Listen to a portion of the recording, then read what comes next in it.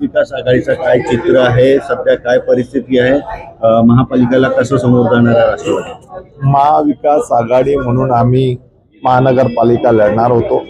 तशा पद्धतीनं बरेच दिवसापासून राष्ट्रवादी काँग्रेस पार्टीचे नेते मंडळी, काँग्रेसचे नेते मंडळी यांच्यासोबत अनेक बैठका झाल्या.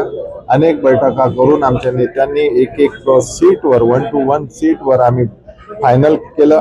फायनल केल्याच्या नंतर सुद्धा एकमेकांच्या त्या नोट्सवर, गठबंधनच्या नोटवर सह्या सुद्धा झाल्या.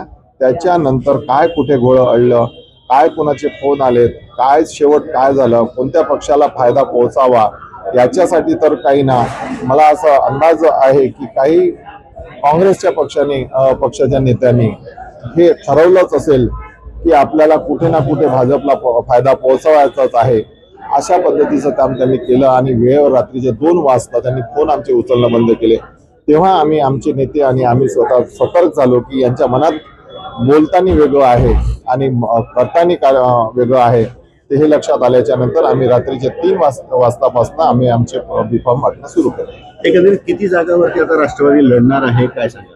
आम्ही काँग्रेस पक्षाने जर फसवलं नसतं तर जवळपास आम्ही 140 ते 150 जागेवर आम्ही लढलो असतो.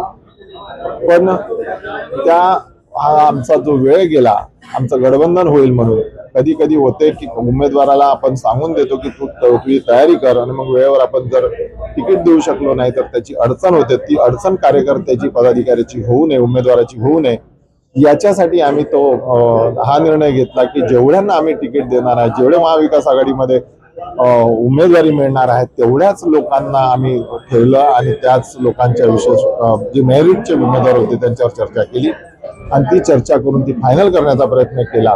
त्याच्यामुळे असं झालं की अनेक आमच्या उमेदवारांना आम्ही ते डिमॉरलाइज झाले आणि ते आपापल्या शांत झाले किंवा त्यांनी वेगळी वाट पाहिली. तर असं हे नाही झालं असतं, काँग्रेस पक्षाने असा शेवटच्या वेळेस धोकेबाजी केली नसती तर आम्ही एक 15 सीट त्यांच्यासोबत लढलो असतो आणि त्याच्यात यश काँग्रेसला सुद्धा ना आम्हाला सुद्धा चांगलं मिळालं असतं.